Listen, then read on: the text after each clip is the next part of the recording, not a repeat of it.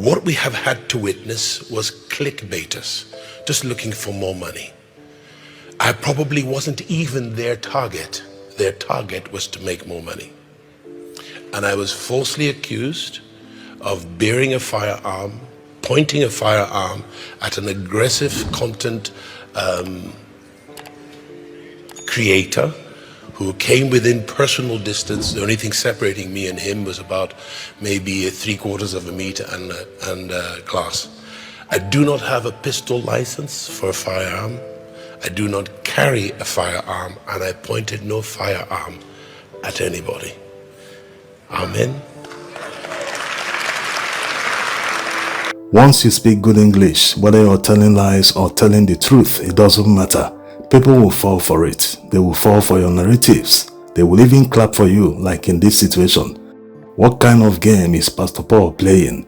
The young man that filmed him in his car, which made him to flash something that looked like a weapon at the person, you can judge for yourself. What is this? Is it a gun or a stunner?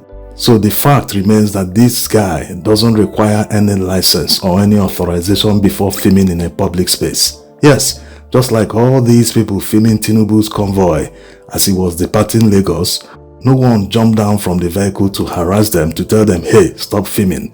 No, it's a public space. You can film in a public space without requiring any authorization or anything for that matter.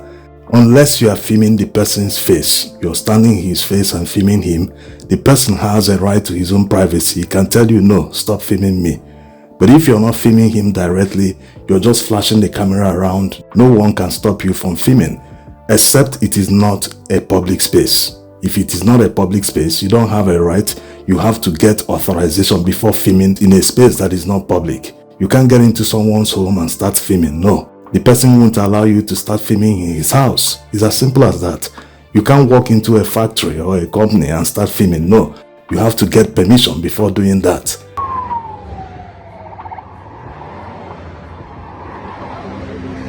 According to comments on social media, the young man films luxury vehicles and posts them on social media.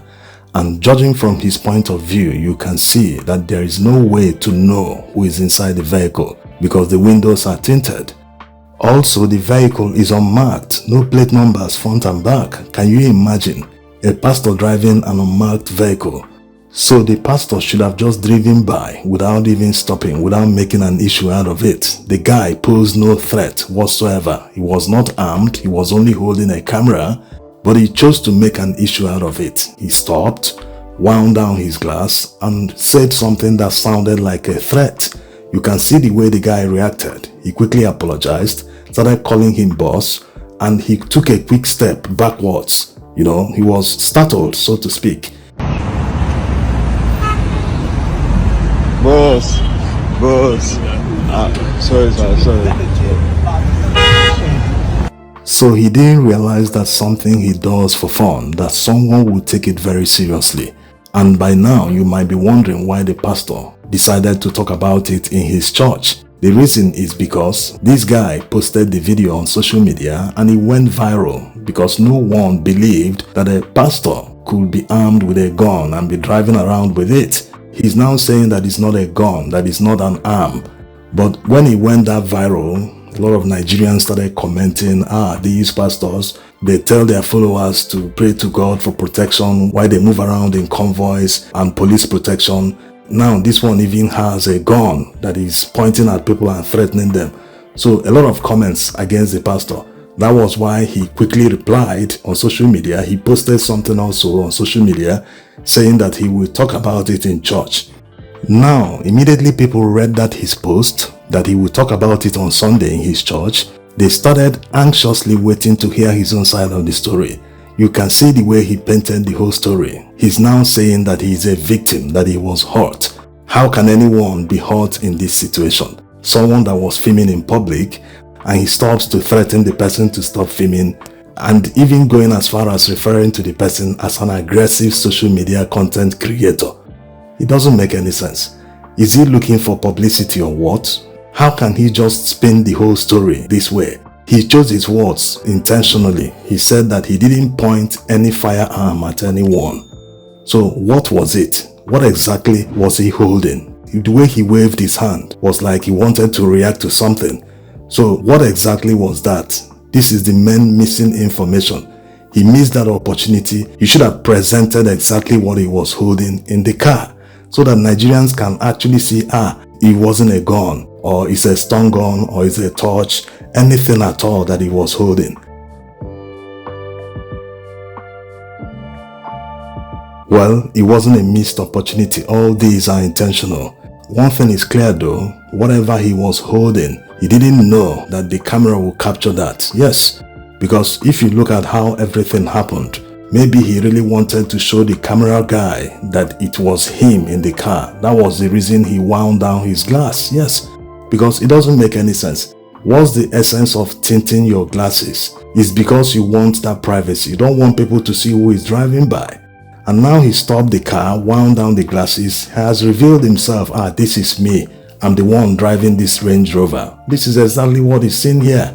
It seems his intention was to be filmed, yes, because it doesn't make any sense. There was no way the guy could have gotten his face, but he showed him his face. And maybe he was hoping on riding on the fame, the publicity that would have generated. He wanted to ride on it. But it backfired because he never knew the camera would capture what he was holding in his hand. It looks like a small gun. Yes, you can judge for yourself. He also claims that he doesn't have a gun license. So what he's trying to say is that he wouldn't have been in possession of any gun since he doesn't have any gun license. Besides, in Nigeria, you can't obtain a license for a small gun.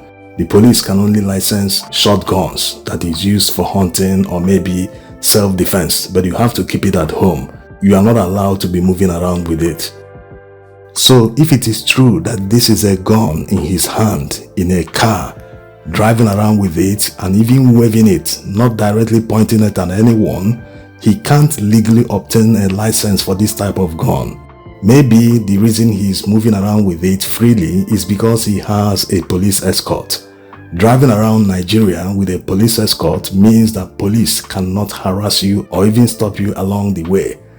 Yes, that police escort means you've paid for no one to harass you along the way. No policeman can ask you, where are your vehicle particulars? The things they do to normal and ordinary Nigerians, they won't do it to someone with a police escort. And who knows what they move around with, all these VIPs that have police escorts.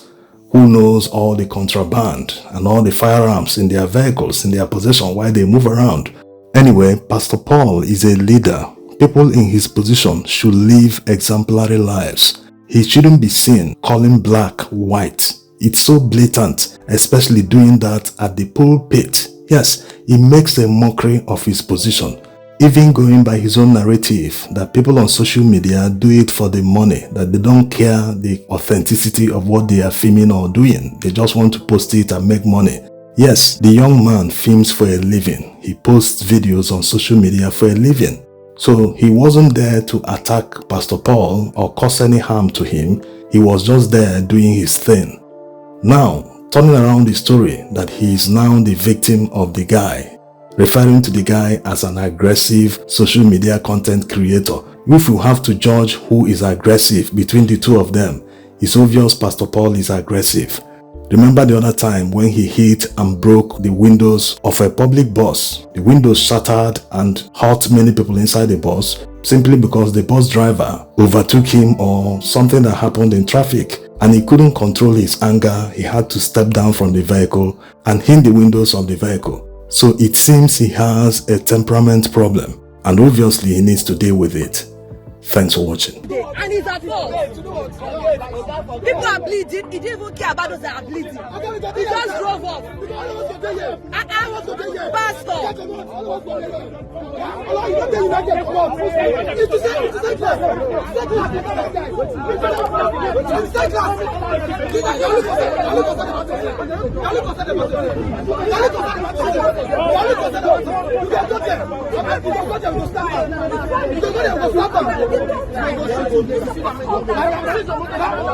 Now that is what is country. Let me video your house.